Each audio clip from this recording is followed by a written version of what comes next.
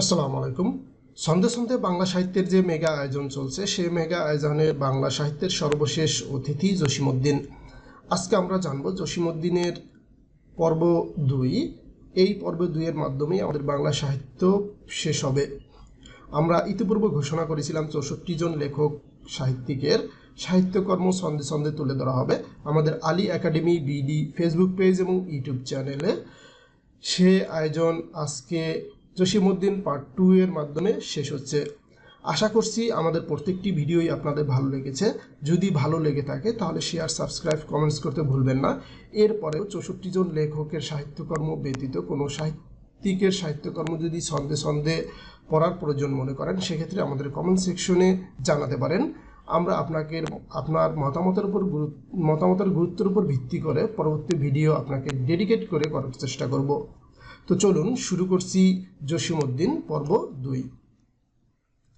সন্ধে সন্ধে জসিমউদ্দিনের শিশুতোষ গ্রন্থ। ছন্দটি খুবই চমৎকার এবং এক লাইনের। হাসু 1 পয়সার ডালিম কিনল। এই ছন্দটি মনে রাখতে পারলেই দেখুন শিশুতোষ গ্রন্থ যে তিনটি বিখ্যাত শিশুতোষ গ্রন্থ রয়েছে জসিমউদ্দিনের, সেটি আপনার মনে থাকবে। হাসু বলতে হাসু, 1 পয়সা বলতে 1 পয়সার বাঁশি, ডালিম বলতে ডালিম কুমার নামে যে শিশুতোষ গ্রন্থ রয়েছে সেটিকে বোঝানো হয়েছে। এবার আমরা জানব সন্ধে সন্ধে জসিমউদ্দিনের ভ্রমণ কাহিনী। ছন্দটি খুবই চমৎকার। হলুদ মুসাফির বড় মনের মানুষ। দেখুন এই অর্ধেক মাত্র লাইন যদি আপনি মনে রাখেন, 3টি বিখ্যাত ভ্রমণ কাহিনী জসিমউদ্দিনের আপনার আজীবন মুখস্থ, ঠোঁটস্থ অথবা পরীক্ষার খাতার বমিস্থ করার উপযোগী হয়ে যাবে। ছন্দটির সাথে আমরা যদি মিলিয়ে পড়ার চেষ্টা করি, হলুদ বলতে হলদে পরীর দেশ, মুসাফির বলতে চলে মুসাফির, বড় মানুষ বলতে যে দেশে মানুষ বড়। এই বিখ্যাত 3টি ভ্রমণ কাহিনী আমরা জেনে ফেললাম। এবার আমরা জানি যে জসিমউদ্দিন কিছু গানও লিখেছেন।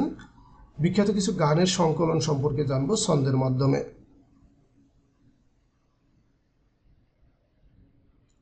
ছন্দটি হচ্ছে মাঝি গাঙের পারে বসে জারি গান গায়। গাঙের পারে বসে জারি গান গায় কে? মাঝি। এই লাইনটি যদি মনে রাখি তাহলে বিখ্যাত 3টি গানের সংকলন জসিমউদ্দিনের যে রয়েছে সেটি আমাদের মনে থাকবে। মাঝি বলতে রঙিলা নায়ের মাঝি, গাঙের পার বলতে গাঙের পার নামে যে গানের সংকলন হয়েছে সেটি, জারি গান বলতে জারি গান নামে টাইটেলে একটি গানের সংকলন রয়েছে জসিমউদ্দিনের, সেটিকে বোঝানো হয়েছে। তাহলে আমরা গানের সংকলন জেনে গেলাম, শিশুতোষ গ্রন্থ জেনে গেলাম এবং ভ্রমণ কাহিনী জেনে গেলাম। এবার আমরা জানবো জসিমউদ্দিন ও তার সাহিত্যকর্ম থেকে বারবার পরীক্ষায় আসা বিভিন্ন প্রশ্ন ও তার উত্তর সম্পর্কে। 1 নং প্রশ্ন, বাংলা সাহিত্যে কে পল্লী কবি নামে খ্যাত? উত্তর হচ্ছে জসিমউদ্দিন। এখানে যে প্রশ্নগুলো ধরা হয়েছে প্রত্যেকটি প্রশ্ন 15 থেকে 20 বার বিভিন্ন পরীক্ষায় এসেছে। সেটা নবম গ্রেড থেকে 20তম গ্রেড পর্যন্ত বিভিন্ন পরীক্ষায় বারবার এসেছে। প্রত্যেকটা প্রশ্নই আমরা হুবহু ধরার চেষ্টা করেছি, কোনো রকমের এডিশন, মডিফিকেশন বা কারেকশন করিনি। শুধুমাত্র 4টি অপশন থেকে আমরা কেবল সঠিক উত্তরটি নিয়েছি, 4টি অপশন এখানে ইনক্লুড করিনি। কাজেই কোনো প্রশ্ন বাদ দেবেন না, এখান থেকে হুবহু বিভিন্ন পরীক্ষায় আসার সম্ভাবনা খুবই বেশি। 2 নং প্রশ্ন, কবি জসিমউদ্দিনের জীবনকাল 1903 থেকে 1976। 3 নং প্রশ্ন, পল্লী কবি জসিমউদ্দিন জন্মগ্রহণ করেন ফরিদপুরে। 4 নং প্রশ্ন, তাম্বুলখানা গ্রামে জন্মেছিলেন কোন কবি? উত্তর হচ্ছে জসিমউদ্দিন। 5 নং প্রশ্ন, জসিমউদ্দিনের প্রথম প্রকাশিত কাব্যগ্রন্থ? উত্তর হচ্ছে রাখালি। 6 নং প্রশ্ন, কোন কাব্যটি পল্লীকবি জসিমউদ্দিন রচিত? উত্তর হচ্ছে রাখালি। 7 নং প্রশ্ন, মা যে জননী কান্দে কোন ধরনের রচনা? উত্তর হচ্ছে কাব্য। 8 নং প্রশ্ন, জসিমউদ্দিনের কাব্য কোনটি? উত্তর হচ্ছে মা যে জননী কান্দে।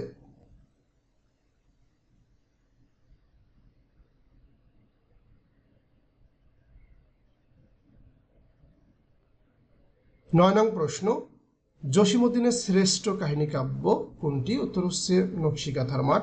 10 নং প্রশ্ন, নকশিকাঁথার মাঠ কি ধরনের কাব্য? উত্তর হচ্ছে গীতিকাব্য। 11 নং প্রশ্ন, নকশিকাঁথার মাঠ কোন জাতীয় কাব্য? উত্তর হচ্ছে কাহিনী কাব্য। 12 নং প্রশ্ন, নকশিকাঁথার মাঠ বইয়ের লেখক কে? উত্তর হচ্ছে জসিমউদ্দিন। 13 নং প্রশ্ন, the field of embroidery quilt কাব্যটি কোন কবির কবি জসিমউদ্দিনের কোন কাব্যের ইংরেজি অনুবাদ? উত্তর হচ্ছে নকশিকাঁথার মাঠ। 14 নং প্রশ্ন, জসিমউদ্দিনের কোন কাব্যগ্রন্থ বিভিন্ন ভাষায় অনুদিত হয়েছে? উত্তর হচ্ছে নকশিকাঁথার মাঠ। 15 নং প্রশ্ন, জসিমউদ্দিন রচিত নিমন্ত্রণ কবিতাটি কোন গ্রন্থের অন্তর্গত? উত্তর হচ্ছে ধানক্ষেত। 16 নং প্রশ্ন, শোষণ বাদিয়ার ঘাট এর রচয়িতাকে? উত্তর হচ্ছে জসিমউদ্দিন।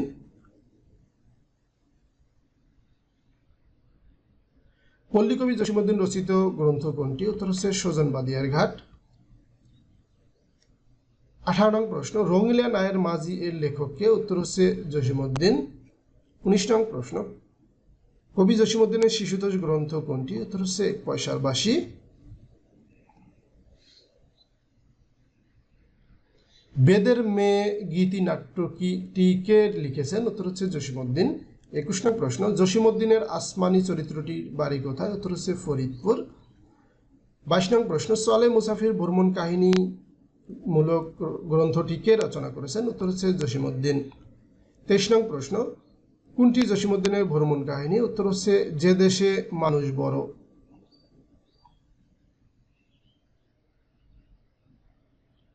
24 নং প্রশ্ন, জসিমউদ্দিন তার বন্ধুকে কোন গায়ে নিমন্ত্রণ করেছিলেন? উত্তর হচ্ছে কাজল গায়ে। 25 নং প্রশ্ন, পল্লীকবি জসিমউদ্দিনের উপন্যাস মোট কয়টি? উত্তর হচ্ছে একটি, সেটি হচ্ছে বোবা কাহিনী। বোবা কাহিনী একমাত্র উপন্যাস জসিমউদ্দিনের। জসিমউদ্দিনের নাটক কোনটি? উত্তর হচ্ছে বেদের মেয়ে। কাঁচা ধানের পাতার মতো কচি মুখে মায়া কবি কার প্রসঙ্গে বলেছেন? উত্তর হচ্ছে রূপাই।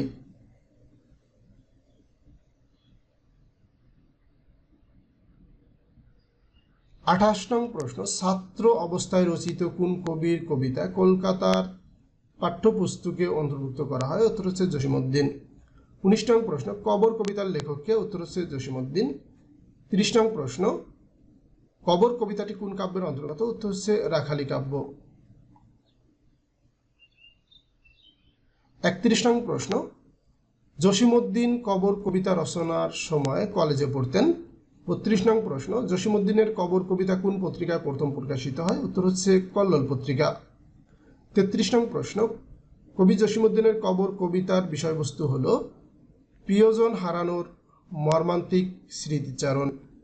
34 নং প্রশ্ন, কবর কবিতাটি কোন ছন্দে রচিত? উত্তর হচ্ছে মাত্রাবৃত্ত ছন্দে রচিত। 35 নং প্রশ্ন, কবর কবিতায় কতটি পংক্তি রয়েছে? উত্তর হচ্ছে 118টি। 36 নং প্রশ্ন, জসিমউদ্দিনের কবর কবিতায় দাদু শাপলার হাটে কি বিক্রি করতেন? উত্তর হচ্ছে তরমুজ বিক্রি করতেন। এই 36টা প্রশ্নের বাইরেও আরও কিছু প্রশ্ন রয়েছিল, সেই প্রশ্নগুলো আমরা ধরিনি, লেকচারটি বড় হয়ে যাবে বিদায় কেবল ইম্পর্ট্যান্ট প্রশ্নগুলোই এখানে ইনক্লুড করা হয়েছে। এখানের একটি তথ্য বাদ দেবেন না বন্ধুরা, কারণ প্রত্যেকটি তথ্যই বিভিন্ন পরীক্ষায় এসেছে। এখান থেকে হুবহু বিভিন্ন পরীক্ষায় সামনে আগামীতে বিভিন্ন পরীক্ষায় আসতে পারে। তো আজকের লেকচার এ পর্যন্তই। আজকের লেকচারের মাধ্যমে বাংলা সাহিত্য শেষ হলো। আমাদের বাংলা সাহিত্যের যে আয়োজন ছিল সেই আয়োজনটি ওভারঅল কেমন লেগেছে, পুরো জার্নির সাথে আপনারা ছিলেন, আপনাদের অসংখ্য ধন্যবাদ। তো ওভারঅল কেমন লেগেছে সেটি আমাদের কমেন্ট সেকশনে জানাতে পারেন। তো সবাই ভালো থাকুন আর প্রচুর পড়াশোনা করুন। পড়াশোনার কোনো বিকল্প নেই, যত বেশি পড়াশোনা করবেন তত দ্রুত চাকরি পাবেন। আল্লাহ হাফেজ।